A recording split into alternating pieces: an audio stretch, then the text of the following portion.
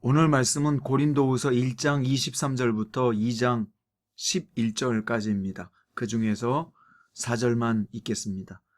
내가 마음에 큰 눌림과 걱정이 있어 많은 눈물로 너희에게 썼노니 이는 너희로 근심하게 하려 한 것이 아니요 오직 내가 너희를 향하여 넘치는 사랑이 있음을 너희로 알게 하려 함이라. 아멘. 오늘 말씀의 제목은 사랑이란 적절한 행동이다 입니다. 인도의 시인인 타고르는 사랑에 대해서 말하기를 사랑은 끝없는 신비다. 그것은 설명할 수 있는 것이 전혀 없기 때문이다 라고 말했습니다. 사랑이란 무엇일까요? 특히 그리스도인들에게 사랑이란 무엇일까요? 오늘 본문에서 바울은 우리 그리스도인들은 공동체 안에서 어떻게 사랑하며 살아야 되는지 잘 보여주고 있습니다. 세 부분으로 나누어서 살펴볼 것입니다. 첫 번째 부분은 1장 23절과 24절인데 바울은 왜 다시 고린도 교회를 방문하지 않았는지 설명하면서 그것은 껄끄러운 관계 때문이 아니라 진심으로 사랑하고 아꼈기 때문이라고 말했습니다. 당시 고린도 교회에서는 바울의 사도직을 비난하는 사람들이 있었습니다. 만약 바울이 찾아갔다면 그들을 호되게 책망했을 것입니다. 바울은 자신의 대쪽 같은 성품 때문에 그냥 넘어갈 사람이 아니라는 것을 잘 알고 있었습니다. 그래서 방문하는 것을 참고 잘못 가르쳤거나 동조한 사람들에게 회개할 기회를 주고자 했던 것입니다. 하지만 이런 바울의 심정을 이해하지 못하는 성도들은 더 크게 오해를 하기도 했습니다. 본문에서 바울은 자신이 개척한 교회지만 성도들 위해 군림하거나 지배하려 하지 않는다고 말합니다. 진심으로 고린도 교회 성도들이 스스로 신앙 안에서 자랄 단계라고 보았고 그래서 억지로 성장시키려 하지 않았던 것입니다. 둘째 부분은 1절부터 4절까지인데 과거 바울은 고린도 교회를 방문했을 때 상당히 마음이 상한 경험을 했던 적이 있었어요. 그 상한 마음을 가지고 재차 고린도 교회를 방문한다면 서로 상처를 더 받고 신앙적으로도 도움이 될 게 없을 것이 뻔했습니다. 그래서 방문 대신 눈물의 편지를 쓰는 것을 결정한 것입니다. 세 번째 부분은 5절부터 11절인데 바울은 문제를 일으킨 자들이 회개했다면 용서하고 위로하자고 말합니다.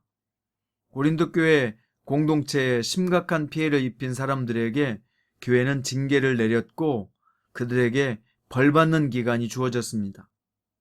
공동체에 큰 피해를 입힌 그들은 그 징계를 수용했고 일정 기간 동안 자숙하며 회개하는 시간을 가졌던 것이 분명합니다.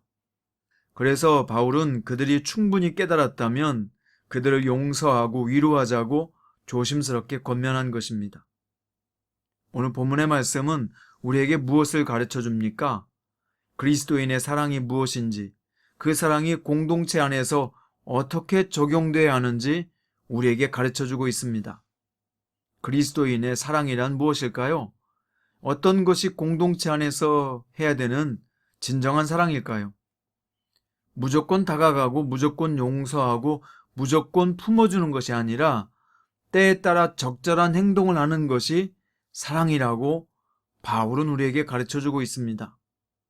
바울은 자신의 가르침을 받지 않은 고린도 교인들을 성급히 찾아가서 권면하거나 무조건 용서한다고 말하는 행동을 하지 않았습니다. 오히려 어떻게 하는 것이 가장 교회 공동체를 위한 것인가를 깊이 고려했던 것입니다. 지금은 찾아갈 때가 아니라 기다려줄 때이고 스스로 교인들이 성장할 때라고 본 것입니다. 또 인내하며 기다리는 것이 더 교회 공동체의 유익이라 생각해서 기도하며 기다려 주었습니다. 교회 공동체에 피해를 입힌 사람들에게 자숙하며 회개하는 기회를 주는 것에 동의했고 그들이 진심으로 깨닫고 회개했다면 용서하고 위로해 주자고 권면했습니다.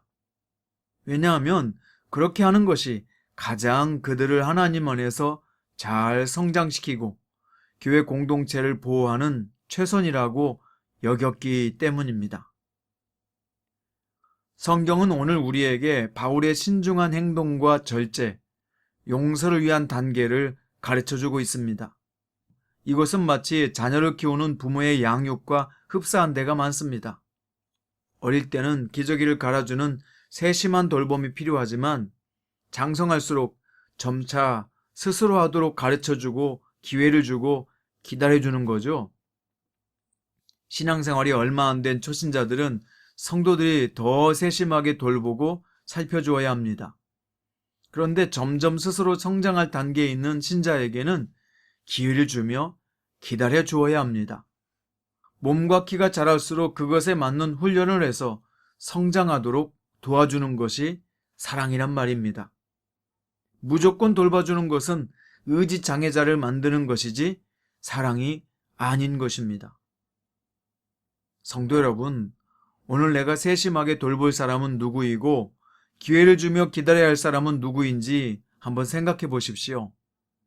또 나의 신앙 단계는 어디에 있다고 생각하십니까? 돌봄이 많이 필요한 단계인지, 이제는 스스로 일어나야 될 단계인지, 아니면 어린 성도들을 돌보고 케어해야 될 단계인지 점검해 보시기 바랍니다. 성경에서는 때가 오래므로 너희가 마땅히 선생이 되어야 된다고 말씀하셨는데, 우리 모두 겨자씨가 자라 새들을 깃들이게 한 큰 나무처럼 그렇게 성장했으면 좋겠습니다. 그래서 우리의 영향력 아래 여러 영혼이 자랄 수 있도록 도와주는 훌륭한 선생이 됩시다. 그래서 바울이 복음을 위해서 멋지게 살다 간 것처럼 우리도 그 위대한 인생의 뒷걸음을 따라가 봤으면 좋겠습니다. 매우 작은 자 하나와 같은 우리도 힘을 합쳐 연합하면 위대한 하나님의 일꾼을 세울 수 있습니다. 이 거룩한 사명에 함께 손잡는 영적 군사들이 됩시다. 오늘 또 여러분이 있는 자리에서 진정한 사랑을 실천할 수 있는 참된 성도이기를 바랍니다. 기도하시겠습니다. 주님, 오늘 바울의 세심한 사랑에 대해서 또 그가 적절한 행동을 통해서 사랑을 어떻게 표현하는지를 우리가 배웠습니다.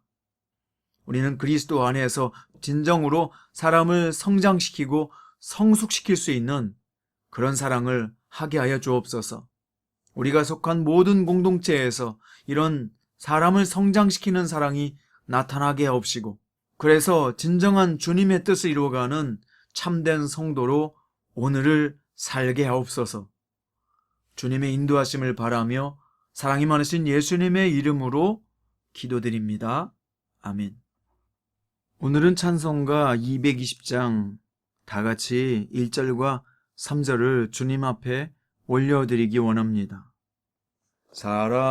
사랑하는 주님 앞에 형제자매 한자리에 크신 은혜 생각하며 즐거운 찬송 부르네. 내 주 예수 본을 받아 모든 사람 내 몸같이 환난 근심 위로하고 진심으로 사랑하세. 사랑하는 주님 예수 같은 주로 섬기나니 한 피바다 한 몸 이룬 형제여 친구들이여 한 몸같이 친밀하고 마음으로 하나 되어 우리 주님 크신 뜻을 지성으로 준행하세.